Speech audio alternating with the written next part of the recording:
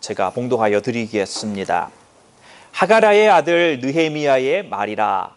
아닥사스다 왕 제20년 스를월에 내가 수산궁에 있더니 나의 한 형제 중 하나니가 두어 사람과 함께 유다에서 이르렀기로 내가 그 사로잡힘을 면하고 남아있는 유다 사람과 예루살렘 형편을 물은즉 저희가 내게 이르되 사로잡힘을 면하고 남은 자가 그 도에서 큰 환난을 만나고 능욕을 받으며 예루살렘 성은 회파되고 성문들은 소화되었다 하는지라. 내가 이 말을 듣고 앉아서 울고 수일 동안 슬퍼하며 하늘의 하나님 앞에 금식하며 기도하여 가로되 하늘의 하나님 여호와 크고 두려우신 하나님이여 주를 사랑하고 주의 계명을 지키는 자에게 언약을 지키시며 긍휼을 베푸시는 주여 간구하나이다. 이제 종이 주의 종 이스라엘 자손을 위하여 주야로 기도하오며 이스라엘 자손의 주 앞에 범죄함을 자복하오니 주는 귀를 기울이시며 눈을 여시사 종의 기도를 들으시옵소서. 나와 나의 아비집이 범죄하여 주를 향하여 심히 악을 행하여 주의 종 모세에게 주께서 명하신 계명과 율례와 규례를 지키지 아니하였나이다.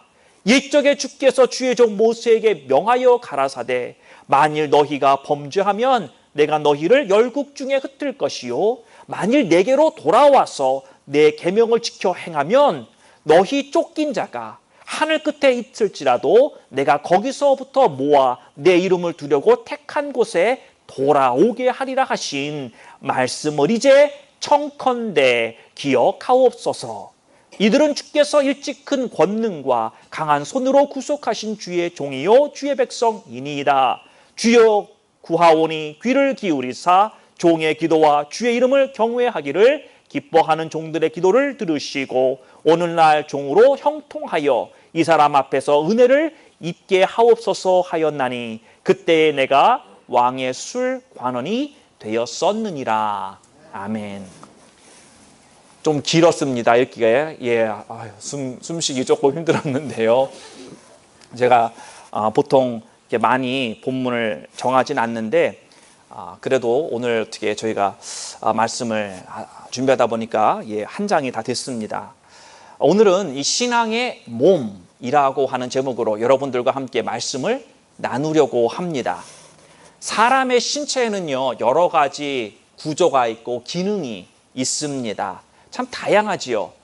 손과 발이 있어서 손은 손대로 할 일이 있고 발은 발대로 할 일이 있고 눈은 눈대로 할 일이 있고 사람에게는 이러한 여러 가지 신체 부위와 기관들이 있는데 이런 것들이 건강해야 사람이 건강하다라는 것입니다. 여러분 이런 말씀 들어보셨죠? 사람이 하체가 건강해야 건강하다.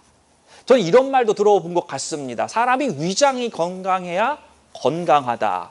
아니, 장이라 그랬던가요? 장이 건강해야 건강하다. 근데 요즘은요 한 발 더 나아가서 사람은 뇌가 건강해야 건강합니다. 요즘은 장수의 시대가 되다 보니까 다른 데는 다 건강한데 이 뇌가 아프면 이것도 그 사람이 아프더라고요. 힘들더라고요. 그 모든 사람의 몸이 건강해야 한다. 우리 몸의 기능들이 이렇게 다들 활성화되어야 건강한 것처럼 우리의 신앙도 마찬가지입니다. 이런 몸의 비유를 해서 우리의 영적인 기관들이 활성화될 때 우리는 건강해지고 충만해지는 것입니다. 오늘 이 본문의 말씀에 등장하는 한 인물, 성경 말씀을 읽었지만 느헤미야라고 하는 사람입니다. 이스라엘은 멸망을 당했습니다. 바벨론에게 멸망을 당하고 그 바벨론의 또한 뒤를 이은 이 바사 왕국에서 술 관원으로 섬기고 있던 사람이 바로 이 느헤미야라고 하는 사람입니다. 느헤미야는요 선지자가 아니었습니다. 왜 이게 중요하느냐? 많은 사람들이 생각할 때 구약에는 이름들이 이렇게 비슷비슷한 이름들이 나오고 많은 선지자들이 등장을 합니다. 그래서 느헤미야 하면 이름의 뉘앙스가 꼭 무슨 선지자 이름 비슷하게 우리 귀에 다가옵니다. 그런데 느헤미야는 그냥 평신도였다라는 것입니다. 이 선지자는 그래도 하나님의 말씀을 대언해야 되고 평생 어떤 하나님의 그 부르심 가운데 해야 될 모든 자기의 산업을 다 내려놓고 하나님 앞에 전적으로 드려지는 삶을 사는 사람이 선지자인데, 우리 오늘 본문에 등장한 느헤미야는 그런 분이 아니라 예루살렘의 총독으로 임명을 받아 부임하는 관료였다. 현대 우리말로 말하면 공무원이었다. 그래도 그 중에서도 고급 공무원이었다라는 거죠. 저는 뭐 급수는 잘 모르겠지만 최소한 한 3급, 2급 정도 높은 지위라고 말할 수 있겠습니다. 그래서 결론은 뭐냐? 평신도 리더였다라는 거예요. 평신도 리더. 이 요즘 현대사회의 교회에서 우리가 그 평신도 리더십, 평신도 리더들을 많이 이야기를 해왔고 지금도 계속해서 그것이 진행되고 있는데, 느헤미야는 그런 의미에서 우리들에게 평신도 리더로서 갖추어야 될 리더십과 어떠한 모습의 신앙을 살아야 되는가, 우리들에게 아주 좋은 모델을 제시해주고 있다라고 하는 것입니다. 그래서 우리가 이 느헤미야를 통해서 오늘 사람의 몸을 제가 한 부분씩 보면서 정말 신앙에도 이러한 모습들로서 우리가 느헤미야와 같은 닮은 모습을 가져야 되겠다라는 그런 마음을 가지고 오늘 이 말씀을 준비하고 또한 여러분들과 함께 나누기를 바랍니다. 느헤미야, 나라와 민족을 사랑했던 사람입니다. 그리고 하나님을 사랑했던 사람, 신앙인이었습니다. 무너진 예루살렘 성벽을 재건하는 사명을 감당했던 느헤미야를 우리가 함께 살펴보면서 우리 공동체도 무너졌던 우리 교회를 다시 일으키고 성전 건축이라고 하는 하나님께서 우리에게 향하신 그 뜻이 이루어지도록 함께 애쓰고 함께 협력하여 다시 새롭게 지어지는 우리 제일 공동체가 되기를 바랍니다. 오늘 느헤미야 1장 통해서 한번 말씀을 살펴보려고 합니다. 오늘은 4가지를 보려고 하는데요. 첫 번째로는 신앙의 눈이 활성화되어야 한다. 신앙의 눈. 우리가 2절 말씀 보면 이렇게 이야기를 합니다. 나의 한 형제 중 하나니가 두어 사람과 함께 유다에서 이르렀기로 내가 그 사람들을 사로잡힘을 면하고 남아있는 유다 사람과 예루살렘 형편을 물은즉. 느헤미야가 지금 예루살렘에서 살고 있는 이스라엘 민족의 근황에 대해서 물어봤습니다. 지금 예루살렘에 있는 우리 민족들이 어떻게 잘 살고 있습니까? 못 살고 있습니까? 또 이 예루살렘 성이 어떻게 지낼만 합니까? 물어봤다는 거예요. 거기를 다녀온 사람한테. 여러분, 저희가 80년대만 해도 한국 사람이 북한을 갔다 온 그런 사람들 숫자가 많지가 않았습니다. 그래서 그 북한에 갔다 온 사람이 있다고 한다면 참 그 사람들이 자연스럽게 어떤 모임 가운데 북한을 자기가 보고 온 모습에 대해서 얘기해주고 많은 사람들이 귀를 쫑긋하고 들었던 때가 있었습니다. 지금은 많이 개방이 됐고 더 많은 이렇게 뉴스들을 통해서 우리가 접할 수 있지만 80년대만 해도 그런 게 굉장히 드물었단 말이에요. 들어갈 수 있는 사람이 몇몇 안 됐을 때이기 때문에 북한이 그랬구나. 정말 그 사람도 그렇게 힘들게 살고 있구나. 이제 그런 소식을 전했던 또 들었던 우리의 마음과 비슷하지 않았을까 생각할 수 있습니다. 느헤미야의 몸은 바사라고 하는 나라의 궁전에 있었지만 그의 관심은 예루살렘에 있었다라는 것입니다. 이스라엘 민족에게 있었다라고 하는 것입니다. 이미 이 하나님께서는 70년이라고 하는 이스라엘이 멸망하고 난 뒤에 하나님께서는 다시 이스라엘을 조금씩 예루살렘, 이스라엘로 돌아가게끔 하셔서요. 2차례에 걸쳐서 정확한 숫자는 나와 있지만 사람들이 이미 예루살렘에 돌아가서 살고 있었다는 것입니다. 그런데 거기에 함께 가고 싶었던 마음이 있었겠죠. 느헤미야도. 그러나 가지 못했다는 거예요. 이 느헤미야의 마음속에는 고향으로 돌아간 자기의 민족이 어떻게 살고 있는가, 그거에 대한 관심이 지대했다는 것입니다. 그의 눈은 항상 저 예루살렘을 향해 보고 있었다는 거죠. 자기의 민족이 어떻는가, 거기에 대한 관심 속에 있었다라는 것입니다. 사랑하는 성도 여러분, 눈이라고 하는 것은요, 우리가 관심 있는 것을 보게 되어 있습니다. 관심이 없으면요, 맨날 그 집 앞길을 지나다녀도 그 가게가 거기 있었는지 모르는 거예요. 여러분, 사택 앞에 이 바한스 길을 지나가다 보면요, 데어리 퀸이라고 하는 식당이 있습니다. 여러분들 이쪽 길 다니시나 모르겠어요. 머리로 가다 보면은 모르시죠? 여기 세미나실을 수십 번, 수백 번을 왔어도 데어리 퀸이 거기에 있는지 없는지 모르는 거예요. 왜? 나하고는 별 상관이 없어요. 그래서 관심이 없는 거예요. 저도 여기 근 3년을 살면서요, 데어리 퀸이 여기 있다고 하는 걸 작년 여름에 알았습니다.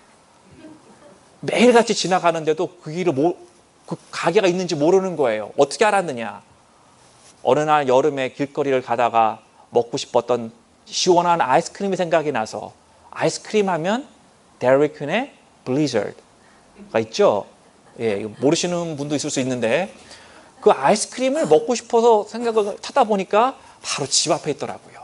그 길을 그렇게 다녔는데도 못 본 거예요. 왜? 그 전까지는 관심이 없었기 때문에. 우리의 눈이라고 하는 것이 그런 것입니다. 내가 관심이 있기에 TV에 수백 채널이 있지만 그 채널 중에서도 바로 이 골프 채널, 그 채널을 내가 보는 거예요. 그린 초장, 푸른 초장, 그 초장을 보면서 내 눈이 그곳에 머무는 것입니다. 왜? 내 마음이 그곳에 있기 때문에. 수많은 책들이 있지만 그 중에서도 내가 관심을 가지고 있는 그 장르의 책을 보는 것이고, 운전하며 다니면서도 교회가 어디 나온 데가 없나 열심히 보시는 분들은 교회에 관심이 지대하기 때문에 보고 계시는 것입니다. 저희 교회도 그런 분들 여러 분 계십니다. 지나다니면서 여기 이거 교회 어떨까? 여기 혹시 내려온 거 혹시 뭐 이런 마음들을 가지고, 그래서 얼마나 아름다운 모습입니까? 그게 눈에 들어온 거는요, 관심이 있기 때문인 것입니다. 여러분, 우리가 교회를 찾기 전만 해도 여러분들 지나다니면서 그런 게 눈에 들어오던가요? 안 들어오죠. 왜? 아직까지 관심이 생기지 않았기 때문이다라고 하는 것입니다. 사랑하는 성도 여러분, 여러분의 눈은 현재 어디를 보고 계십니까? 지금 여러분이 보고 계시는 그것이 바로 여러분의 관심이 있는 곳입니다. 신앙의 눈, 우리의 육체의 눈만이 아닌 우리의 신앙의 눈이 더욱더 활성화되어서 주님이 바라보고 계시는 그곳을 여러분의 신앙의 눈으로 바라보시기를 주님의 이름으로 축원합니다. 다른 세상의 것, 주님이 관심 없어 하는 것에 내가 관심을 가지고 그것을 바라보는 것이 아니라, 주님이 원하고 계시는 것, 주님이 관심 가지고 계시는 그곳을 향하여 우리의 눈을 똑바로 뜨고 그것에 고정할 수 있는 우리 모든 성도님들 되시기를 바랍니다. 두 번째, 4절의 말씀 보면 이렇게 이야기를 합니다. 내가 이 말을 듣고 앉아서 울고 수일 동안 슬퍼하며 하늘의 하나님 앞에 금식하며 기도했다. 신앙의 가슴이 활성화되어야 합니다. 첫 번째로는 눈으로 무엇을 보아야 되는지 알아야 되고, 두 번째로는 우리의 가슴입니다. 우리의 가슴. 느헤미야가 예루살렘을 갔다 온 사람들에게 그곳이 어떻습니까? 물어봤잖아요. 그래 그들이 대답을 합니다. 3절에 보면 저희가 내게 이르되 사로잡힘을 면하고 남은 자가 그 도에서, 예루살렘이죠, 큰 환난을 만나고 능욕을 받으며 예루살렘 성은 회파되고 성문들은 소화되었다. 더 이상 나쁠 수 없는 최악의 뉴스를 들은 느헤미야가 하나님 앞에 나와서 그가 얼마나 슬펐고 하나님 앞에서 음식을 패하고 하나님 앞에 울며 기도하였는가? 4절에서 우리에게 보여주고 있습니다. 동족이 당하고 있는 고통 때문에 하나님의 거룩한 성이 처참한 지경에 빠진 것에 이것을 자기의 가슴에 품었다라는 것입니다. 우리의 가슴, 하나님이 보고 계시고 하나님이 중요하게 여기시고 하나님이 긍휼히 여기시는, 하나님이 기뻐하시는 이러한 것들을 품을 수 있는 그러한 우리의 가슴 또한 되어야 할 것입니다. 사랑하는 성도 여러분, 신앙생활은요 가슴으로 하는 것입니다.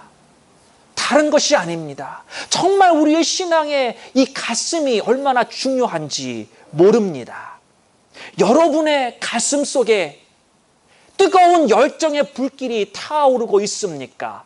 느헤미야가 이 고국의 민족의 참담한 소식을 들으면서 정말 그의 마음속에서 불같은 것이 올라온 것입니다. 하나님 앞에 정말 그가 무릎 꿇고 그가 금식하며 슬퍼 울며 하나님 앞에 간절히 기도하게 했던 그것은 바로 그가 무엇에 열정이 있었습니까? 하나님의 백성, 하나님이 사랑하는 그 백성에 대한 그 열정이 있었고, 하나님이 거룩히 여기고 시온산이라고 불렀고 예루살렘 성전이 있었던 그곳을 향한 뜨거운 마음이 있었기에 그런 소식을 들을 때 그의 가슴이 무너지고 주님 앞에 바짝 엎드려 기도할 수 있었던 것입니다. 여러분의 가슴 속엔 어떠한 뜨거움이 계십니까? 하나님을 향한 사랑입니까? 하나님의 나라와 의를 이루고자 하는 열정입니까? 잃어버린 영혼들에 대한 여러분의 안타까운 마음입니까? 아니면 이 시대의 교회를 향한 하나님이 그 사명감 여러분 안에서 타오르고 있습니까? 주님께서는 미지근한 신앙생활을 하고 있던 라오디게아 교회를 향해서 책망의 말씀을 하셨습니다. 차가우려면 아예 차갑던지 뜨거우려면 뜨겁든지 내가 토해버리고 싶다 라고 하셨던 주님의 그 책망의 말씀을 우리가 생각하면서 정말 우리 자신을 한번 돌아보기를 원합니다. 여러분의 가슴은 타오르는 뜨거운 장작입니까? 아니면 이 오레곤에 내리는 그 겨울 내내 맞았던 그 빗물이 고여서 젖어버린, 타지 못하고 연기만 뿜어내고 있는 그러한 칙칙한 장막입니까? 장작입니까? 하나님께서는 여러분의 가슴속을 성령의 불길로 채우시고 하나님을 향해 뜨겁게 타오르는 그러한 가슴으로 여러분의 신앙생활을 하기를 원하십니다. 세 번째로는 4절의 말씀을 저희가 읽었는데 맨 마지막에 보면 금식하며 기도하여 라고 말씀을 하고요. 또한 9절의 말씀을 보면은 만일 내게로 돌아와서 내 계명을 지켜 행하면 너희 쫓긴 자가 하늘의 끝에 있을지라도 내가 거기로부터 모아 내 이름을 두려고 택한 곳에 돌아오게 하리라 하신 말씀을 이제 청컨대 기억하옵소서. 청컨대 무슨 말이죠? 하나님 앞에 청했다고 하는 말은 기도했다고 하는 말이잖아요. 그렇죠? 4절과 9절에서 기도했다라고 말하고 있습니다. 그러면 이것은 우리의 신앙의 무릎이 활성화되어야 할 것을 보여주고 있습니다. 느헤미야는 하나님 앞에 청원했습니다. 나라와 민족을 가슴에 품고 하나님의 언약을 기억하여 달라고 하며 하나님의 자비하심을 위해 기도했습니다. 충고한 것입니다. 그런데 우리가 여기에서 이 기도의 가운데 배울 수 있는 것이 있습니다. 그것이 뭐냐면 느헤미야는 하나님 앞에 기도할 때 하나님 저들의 죄를 용서해 주십시오. 이렇게 기도하지 않았다는 거예요. 우리의 보통 기도의 모습이 그거지 않습니까? 하나님 저들의 죄를 사하여 주옵소서 라고 기도하지만 느헤미야는 그렇지 않았다는 거예요. 하나님 나와 내 아비의 집의 죄악을 용서하여 주옵소서. 느헤미야가 죄를 지은 게 아닙니다. 지금 자기 조상들이 선조들이 죄를 지은 거예요. 그래서 나라가 멸망이라고 하는 하나님의 심판을 받았다는 거죠. 그래서 흩어졌고 이러한 고난 속에 있는데 나와 아비의 집의 죄악을 내 죄로 받아들였다는 거죠. 저 사람이 죄를 졌습니다. 하나님 저 사람의 죄를 용서해 주십시오. 이렇게 기도해도 틀린 게 아닐진데 느헤미야의 이 중보의 기도는 달랐다는 것입니다. 하나님 저 죄악을 나의 죄악이라고 푼 거죠. 그 가슴에 이것을 담은 것입니다. 그리고 그 아픔을 가지고 하나님 앞에 간절하게 기도한 것입니다. 이게 기도의 모델인 것입니다.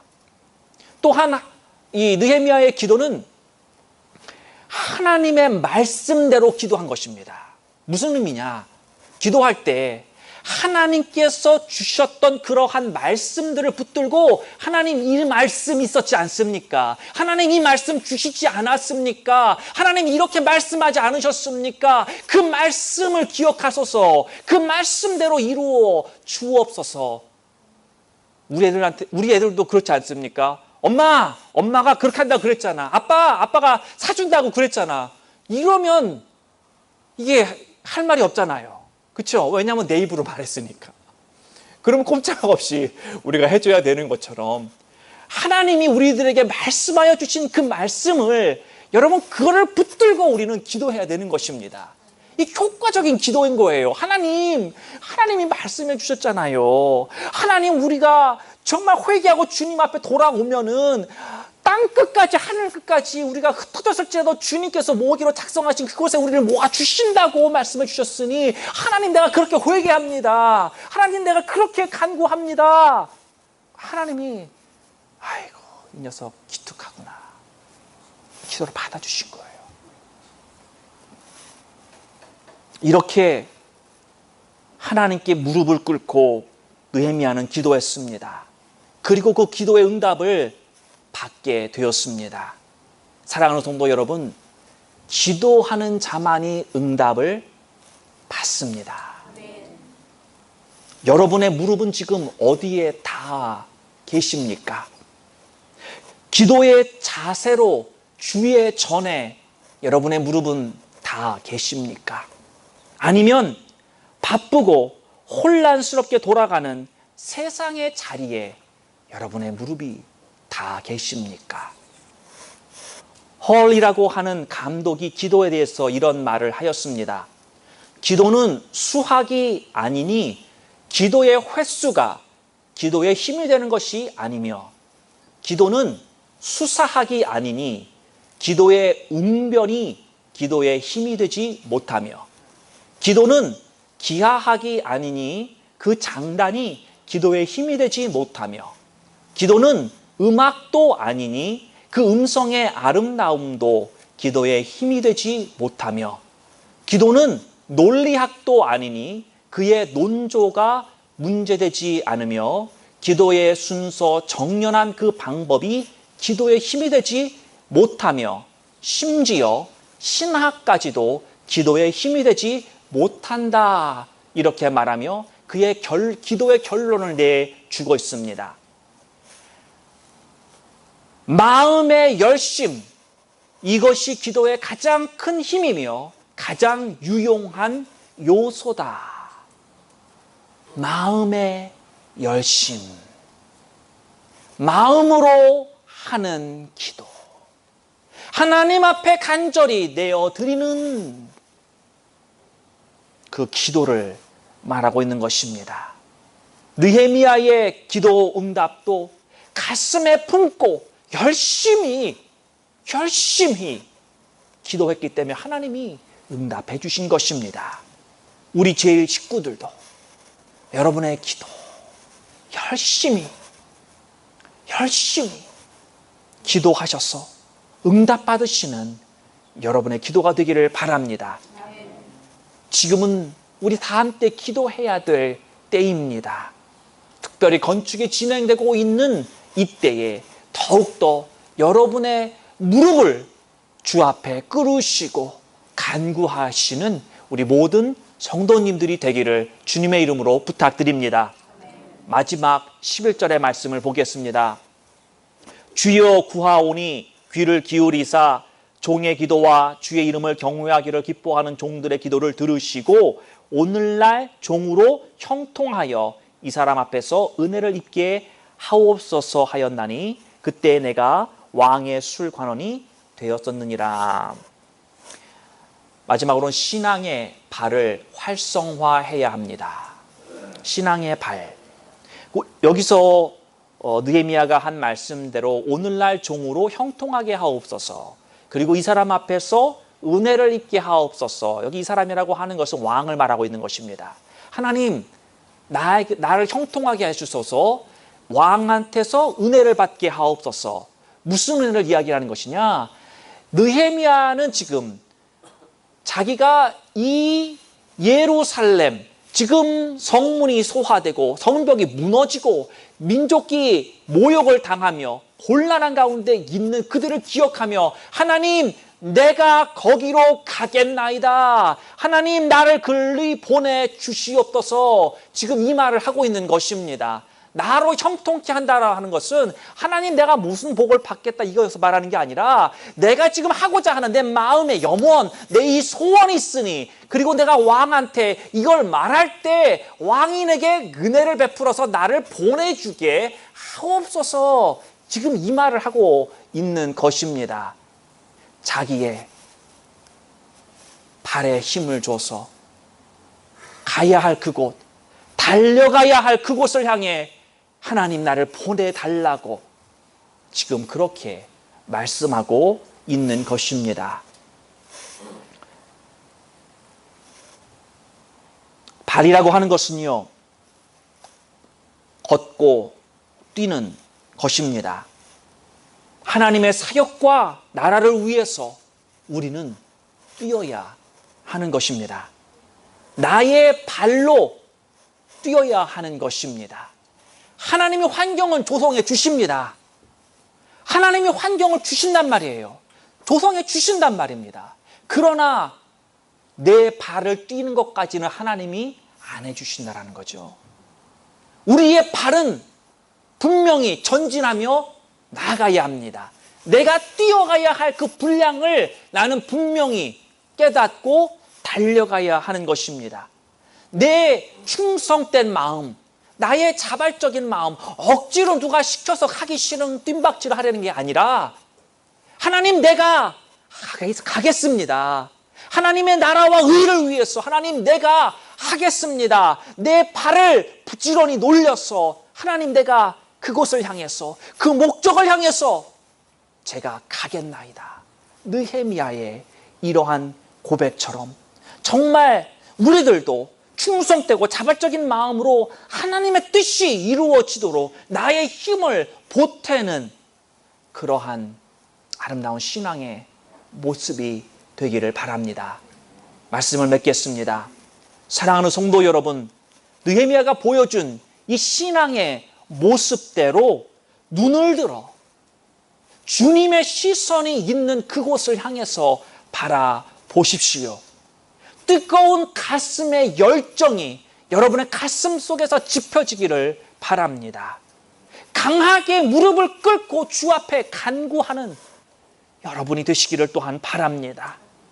충성과 자발적인 마음으로 여러분의 발을 강건케 하시고 힘을 주어서 또한 달려가시기를 바랍니다.